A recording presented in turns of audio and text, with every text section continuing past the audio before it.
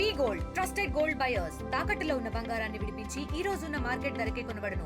మరిన్ని వివరాలకు సంప్రదించండి 77107720. Welcome to Hot TV crime scene. అమ్మ నేను ఉంటానో బతుకుతానో నాకు తెలియదు అని చెప్పి వాడు ఏడ్చుకుంటున్నాడు.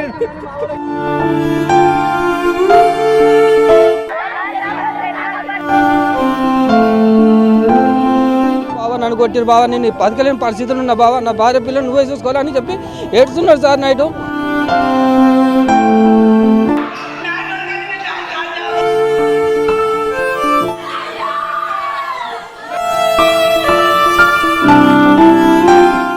నిజామాబాద్ సైబర్ క్రైమ్ పోలీసుల కస్టడీలో ఉన్న ఓ నిందితుడి డెత్ కలకలం సృష్టించింది. విచారణ నిమిత్తం కస్టడీలోకి తీసుకున్న నిందితుడు జిల్లా ప్రభుత్వ ఆసుపత్రిలో మృతి చెందినట్లుగా పోలీసు వర్గాలు తెలిపాయి. అయితే పోలీసులు చిత్రహింసలు పెట్టడంతోనే మరణించాడని అతని కుటుంబ సభ్యులు ఆరోపించడంతో ఉద్రిక్త పరిస్థితులు ఇప్పుడు నెలకొన్నాయి. జగిత్యాల జిల్లాకు చెందిన సంపత్ అనే యువకుడు శ్రీరామ ఇంటర్నేషనల్ మ్యాన్ పవర్ కన్సల్టెన్సీలో మేనేజర్గా పనిచేస్తున్నారు. అయితే అమాయకులను టార్గెట్ చేసి దుబాయ్కి పంపిస్తానని మాయమాటలు చెప్పి మోసాలకు పాల్పడుతున్నట్లు అతనిపై బాధితులు ఫిర్యాదు చేశారు. దీంతో నిజామాబాద్ సైబర్ క్రైమ్ పోలీసులు సంపత్తో పాటు మరో ఏజెంట్పై 10 రోజుల క్రితం కేసును నమోదు చేశారు. వారిని అదుపులోకి తీసుకుని కోర్టులో హాజరుపరిచి రిమాండ్కు తరలించారు. అయితే బాధితుల డబ్బులు రికవరీ కోసం సైబర్ క్రైమ్ పోలీసులు విచారణ నిమిత్తం 2 రోజుల క్రితం కోర్టు అనుమతితో కస్టడీకి తీసుకున్నారు. విచారణలో భాగంగా గురువారం మధ్యాహ్నం సంపత్ను తన స్వస్థలమైన జగిత్యాలకు తీసుకువెళ్లారు.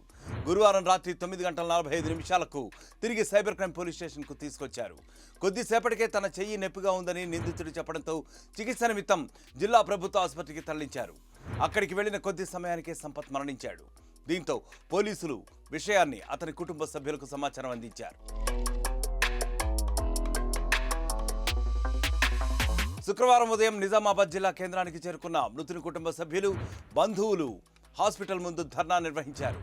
పోలీసుల టార్చర్ వల్లే సంపత్ చనిపోయాడని అతని కుటుంబ సభ్యులు ఇప్పుడు ఆరోపిస్తున్నారు. సంపత్ మృతికి కారణమైన వారిపై తగిన చర్యలు తీసుకోవాలని డిమాండ్ చేస్తున్నారు.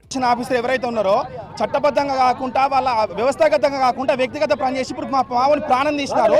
ఇప్పుడు ఇన్వెస్టిగేషన్ ఆఫీసర్ పైన అక్కడ ఉన్న కానిస్టేబుల్ ఎవరైతే తడ్డి ప్రయోగించారో వాళ్ళందరి మీద హత్య కేసు నమోదు చేయాలి. ఈ కుటుంబాన్ని ఆదుకోవాలి. ఆ ఇన్వెస్టిగేషన్ ఆఫీసర్ మీద హత్య కేసు నమోదయ్యేంత వరకు కూడా మేము ఆ పోరాటం ఇట్లనే ఉంటుంది. ఆ శవాన్ని కూడా వీళ్ళకే చెప్తాము. సంపత్ కు భార్య, చిన్న పాప కూడా ఉంది. సంపత్ మృతితో కుటుంబ సభ్యులు ఇప్పుడు తల్లడిల్లిపోతున్నారు. తన భర్తను పోలీసులు కొట్టడం వల్లే చనిపోయాడంటూ అతని భార్య గుండెలు బాదుకుంటూ ఏడ్చింది. చంపిరని చెప్పారు సార్, బాగా కొట్టిరట ఆయనని. కొట్టిన విషయం అడుగుదామని చెప్పంటే మళ్ళా కొడతారని చెప్పి అన్నాడు. చూపించుకో నడవ కూడా నడవత్తలేదు సార్. నా భర్తకు చెప్తే మళ్ళా కొడతామన్నారట. 10 దాకా ఫోన్ మాట్లాడింది సార్, మాతోటి మాట్లాడి మంచిగా మాట్లాడినాడు. 1:30కే గిట్లున్నాడని చెప్పి ఫోన్ వస్తుంది సార్. పోలీసు వాళ్ళే బాగా కొట్టిరు, ఎస్ఐ కొట్టిందని చెప్పండి. పరిస్థితి ఉద్రిక్తంగా మారడంతో ఆసుపత్రి వద్ద పోలీసులు భారీగా మోహరించారు. సంపత్ మృతిపై ఉన్నతాధికారులు విచారణ జరుపుతున్నారు. అసలేం జరిగిందన్నది ఆరా తీస్తున్నారు.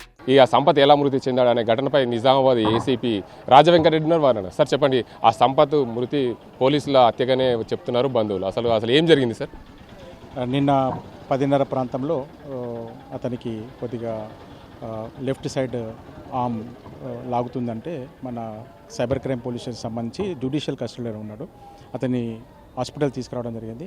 హాస్పిటల్ తీసుకొచ్చిన తర్వాత అక్కడ ట్రీట్మెంట్ అవుతూ అక్కడ ఉన్నప్పుడు కొలాప్స్ కావడం జరిగింది. దాని మీద యాజ్ పర్ కస్టడీలో ఉన్నాడు కాబట్టి దాని మీద సరైన విచారణ అనేది చేపడుతుంది. మొత్తానికి పోలీస్ కస్టడీలో సంపత్ చనిపోవడం ఎన్నో అనుమానాలకు దారితీస్తోంది. సంపత్ అనారోగ్యంతో చనిపోయాడా, లేక నిజంగానే పోలీస్ దెబ్బలు తట్టుకోలేకే మృతి చెందాడా అన్న విషయం ఇప్పుడు పోలీసులే తేల్చాల్సి ఉంది. మరొక క్రైమ్ స్టోరీతో మళ్ళీ కలుద్దాం. Until then stay clicked on RTV. మరిన్ని వీడియోస్ కోసం ఛానల్ ని సబ్స్క్రైబ్ చేయండి. లేటెస్ట్ అప్డేట్స్ కోసం వాట్సాప్ ఛానల్ ని ఫాలో అవ్వండి. ఆ లింక్ డిస్క్రిప్షన్ లో ఉంది.